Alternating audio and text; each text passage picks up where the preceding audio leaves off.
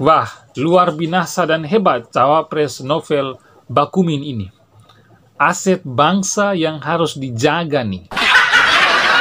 Seharusnya Pak Anies Baswedan bersyukur dan segera menyambangi Novel Bakumin karena kemenangan mereka sudah di depan mata.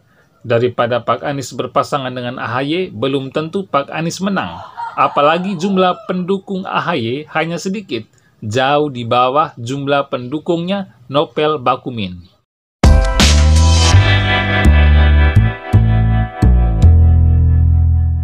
Bagi kita yang selalu mengikuti perkembangan politik di tanah air, pasti sudah dengar kalau Pak Anies Baswedan siap maju jadi calon presiden.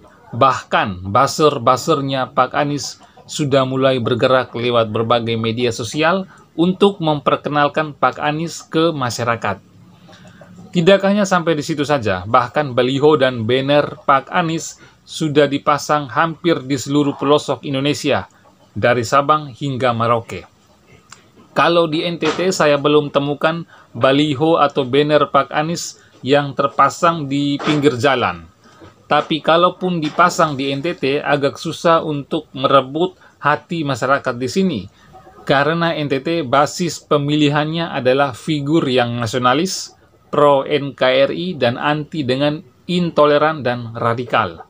Boleh dibilang NTT adalah kandangnya partai-partai nasionalis seperti PDIP, Nasdem, Golkar.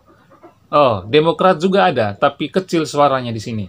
Dan karena 2014 dan 2019 NTT 2 kali berturut-turut menangkan Pak Jokowi di sini, maka sosok pengganti Pak Jokowi itu tidak jauh-jauh berbeda dengan Pak Jokowi, yaitu Pak Ganjar Pranowo. Saya optimis kalau Pak Ganjar maju, maka beliau menang telak di NTT. Ya, mudah-mudahan PDIP memberikan mandat untuk Pak Ganjar Pranowo. Nah, kembali ke Pak Anies Baswedan. Banyak orang bertanya, Pak Anies itu dapat uang dari mana sehingga bisa membuat banyak baliho dan banner? Karena setahu saya, pasang baliho dan atau banner itu bayar pajaknya mahal.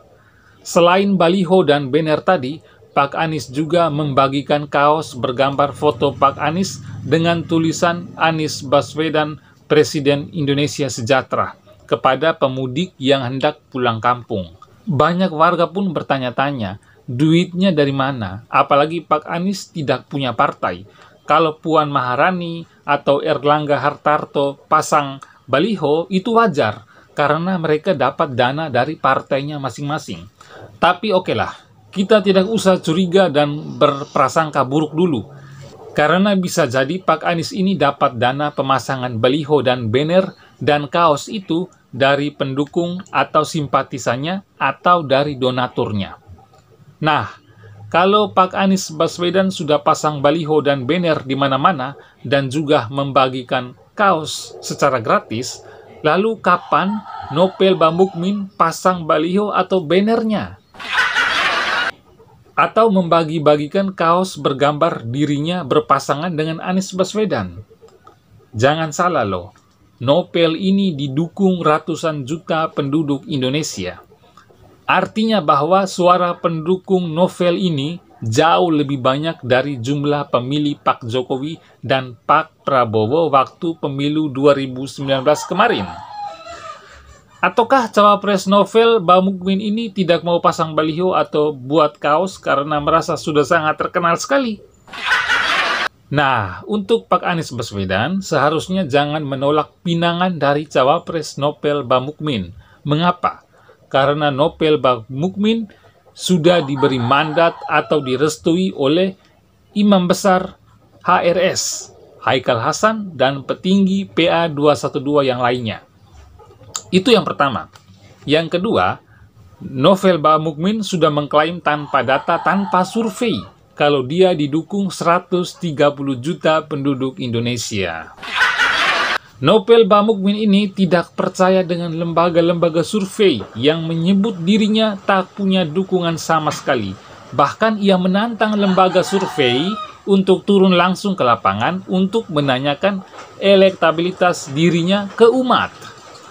Wah, luar binasa dan hebat cawapres Novel Bakumin ini. aset bangsa yang harus dijaga nih.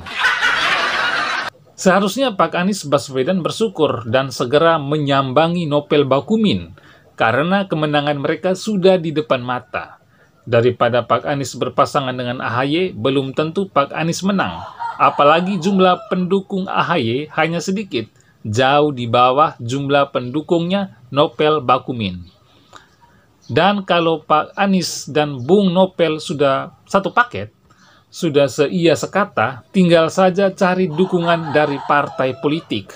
Nah, saran saya, partai yang cocok buat Pak Anies dan Bung Nopel Bakumin ini adalah PKS, Partai Berkarya, Partai Umat, dan Partai Gelora.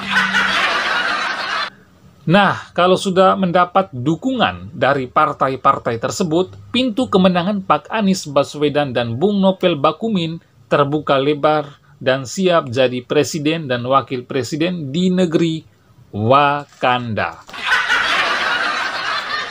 Nah, demikian dulu pengamatan saya mengenai jalannya politik Pak Anies dan Bung Nopel Bakumin menuju pemimpin nomor 1 yang amanah dan soleha di negeri Wakanda. Terima kasih.